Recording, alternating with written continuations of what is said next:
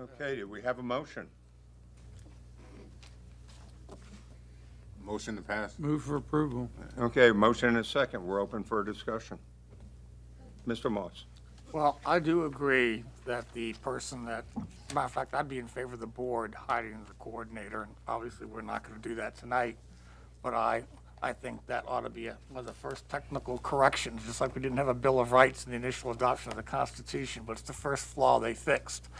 I also believe that the legal counsel that they have should be independently hired by the board so that we don't repeat the issue we now have with the school board that we're fixing, where you have two clients, and that should be their only client, should be that board. And we should be putting our city attorney and having two masters once again where there could be a conflict of interest. So those are two things that I'm not aligned with the subpoena power piece. I'll be honest with you, so that's a difference of opinion. But those are two things that I think go a long way, and hopefully we will come back quickly to make those. If there's other people that share that view with me, we can come back and quickly make that technical correction, because I do believe it is a part of independence. Independence means independence. And we haven't quite achieved it, but I'm going to vote for the proposal, but I'm going to bring back, hopefully with some other co-sponsors, a technical correction to fix what I think are two flaws. Okay, Mr. Rouse?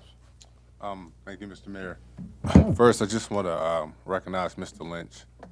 Just want to say thank you for being here. I think it takes incredible strength for you to even step foot in these chambers tonight, so I just want to say thank you for that. Also want to say thank you for your guidance as a young man back when I was in high school as well. You were a leader within this community, and I know that's something that you instilled in your son Donovan. Thank you for being here. We understand that after 6 long months that, you know, this investigation is still being investigated, what happened that terrible night. But, you know, I think it's been investigated by the state police, and that's something that families requested. That's something that our police chief requested, and it's something that the community's requested as well. But tonight, our citizens are requesting oversight for the police. That's not a bad thing. I think that's something that, when that task force was first created, it was passed on a 6-5 margin, very slim margin by this body. Let's not forget that. But here we are. We heard from our community leaders, we heard from clergy, we heard from law enforcement, we heard from all the members that we appointed to this 11-body task force. And they passed all these recommendations unanimously. So as a testament to our city and taking a proactive step forward, bringing some sense of trying to build trust and transparency back into with our law enforcement and our communities, especially our communities of color, I think this is the first step. It's only the first step. I want to second Mr. Moss's comments. There's some things we can fix, but let's not trip over taking the first step forward today. And I think that's something that we can do, and it's the right thing for our citizens. It's the right thing to help our families out who's been affected by that terrible night on March 26th. And it's the right thing to do for our city. Thank you, Mr. Mayor. Okay, anybody else? Mr. Mayor? Yeah, okay, if I can get Mr. Tower, Ms. Wooten, and then you. Thank you, Mr. Mayor. I just want to give another tip of the hat to the task force that we appointed. They've gotten some praise from other people, but I'm not sure I have. And I just want to say, particularly to Mr. Montero, who I had the privilege of nominating to be on this commission. I didn't have anything to do with his selection as chair, and I certainly didn't have anything to do with the great job that he did. He did that himself, but I want to recognize him personally and thank him for making me look good by nominating him. I, too, don't view this as a perfect resolution of all the issues. I certainly express my openness to change. I want to get it right, but I want to get it going, and that's why I'm voting yes tonight. That's why I made the motion. I appreciate all the people who are here and all the people that have followed this process from beginning to end. I think Ms. Wooten deserves a lot of credit for sticking with this thing, and also, and I tip my hat to her. I think this is a great step forward for our city. I think it'll turn out to be something that we can all be proud of. I certainly commit as a council member to continue to follow the progress of this legislation that we're passing tonight and make sure that it gets implemented in a way that makes us all feel like we have done what we were set out to do, which is have a police department that we're proud of, have an oversight system that works for everybody. And again, thank you for all of the people that have participated directly and indirectly in this effort. It takes a village on some things, and this was one, but I'm very proud that we got a unanimous vote to proceed, and I think we'll all be very happy with what we've done here tonight. Thank you. Thank you. Ms. Wu? Thank you. Good evening, and I'd certainly also like to recognize Mr. Lynch for being here. I know you have my sincere condolences in the loss of your son. Also want to thank the citizens for being here tonight to speak on this issue. As it's been mentioned that it's been a long journey, very long journey. And I would first say that I'm in agreement to changing this legislation to make sure it's truly independent, and also to address the majority that's needed for a subpoena. I hope that's something that we can address in the future. But I would like to say that, as I've said before, this is one of the most important pieces of legislation that we have voted on this year. And I say that because this legislation promotes transparency between our community and the police department. It also promotes unity and trust in our community. And so most of all, it promotes what the people have spoken for. The people asked for this. And so that alone makes this an important piece of legislation. This journey started a long time ago. For me, it was in June 2020. I left the meeting with residents who were very concerned about their loved ones, about things going on in the community, about young Black and brown people dying. And I told them at that meeting that I would go back and talk to my colleagues and let them know that this is what was needed in the community. And so I want to thank my colleagues for being open-minded.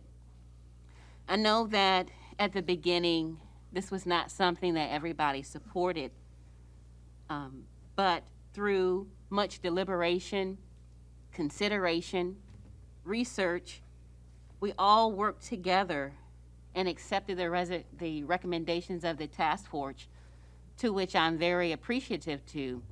The task force gave a lot of time and dedication to go through every specific element to provide recommendations to the council.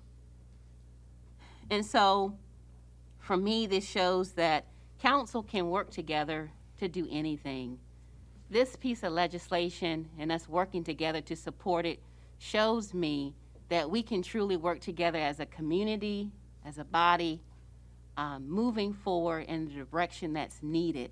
This is a first step, but it's a mighty big step from June 2020 when this first started. So thank you. Thank you. Mr. Holcomb? Thank you, Mr. Mayor, members of council. And I just want to touch on one thing, and we're talking about the subpoena power.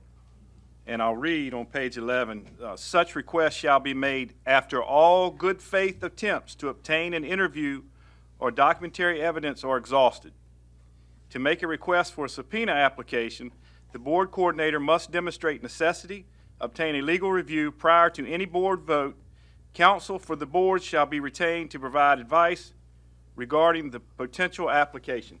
So the only comment I want to make to that, and I think it's important to point out that the key phrases in here are such attempt shall be made after all good faith attempts to obtain an interview or documentary evidence are exhausted.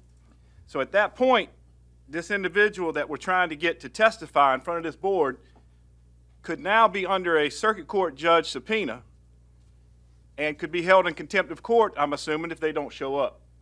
So that is a double-edged sword that presents itself, that if they don't want to come in after every good faith effort and after everything's been exhausted, then I don't want somebody to get caught up in a contempt of court over the subpoena process. And the way I see it, it could very well be that, and that is certainly a conversation down the road. And we heard testimony also about the board weighing in on disciplinary action.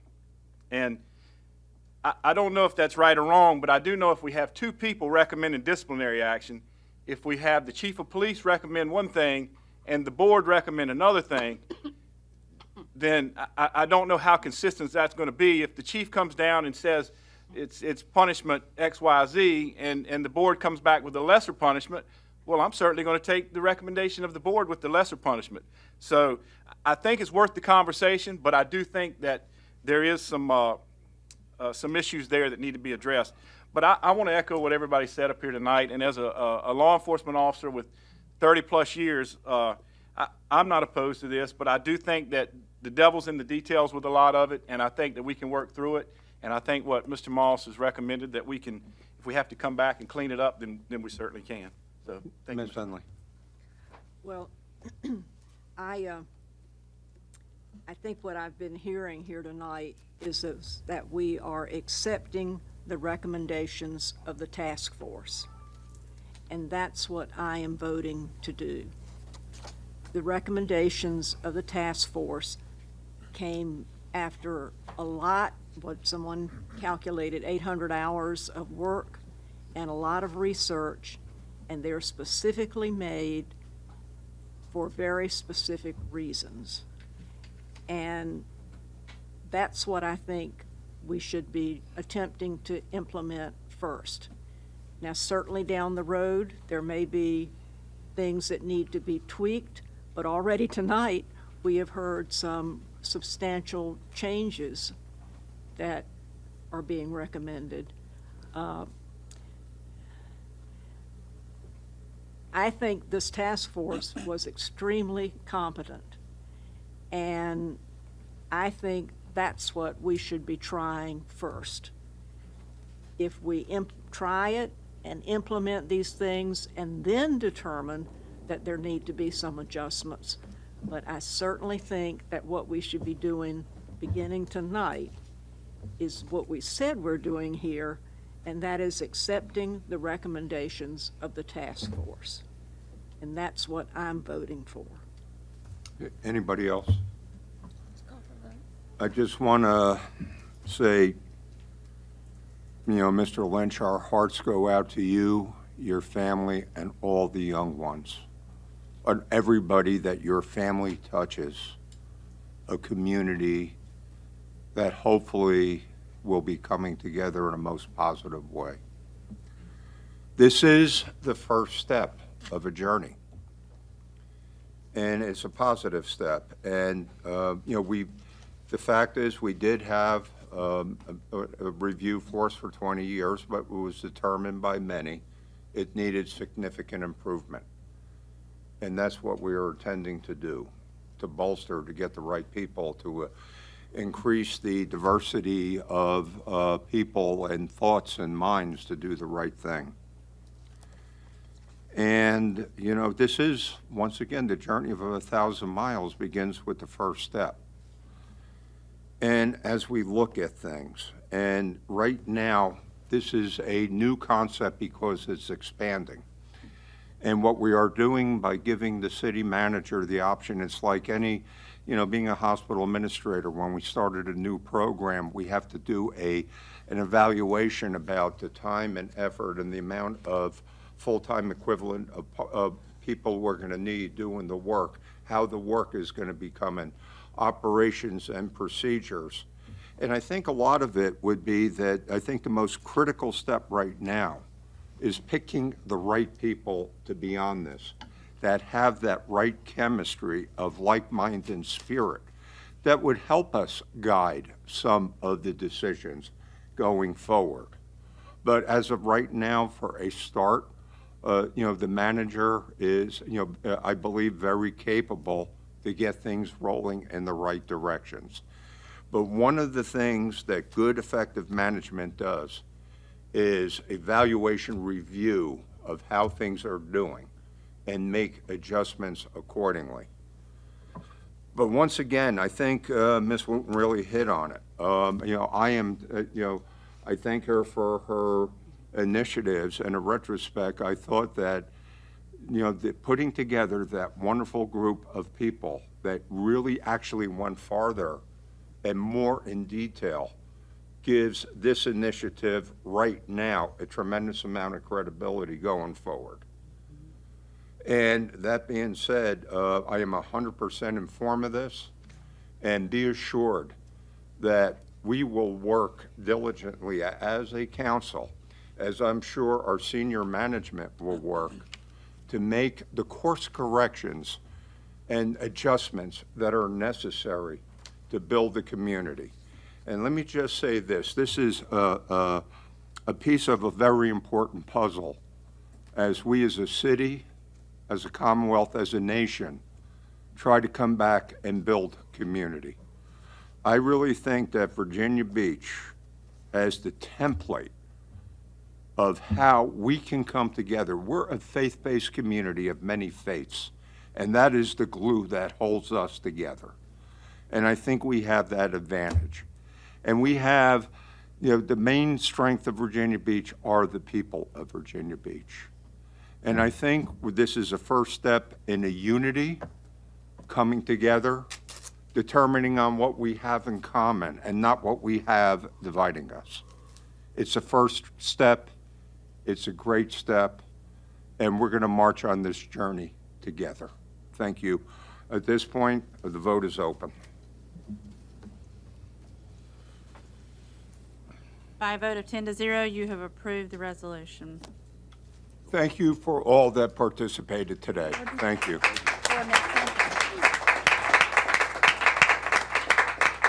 Look at the wrong one.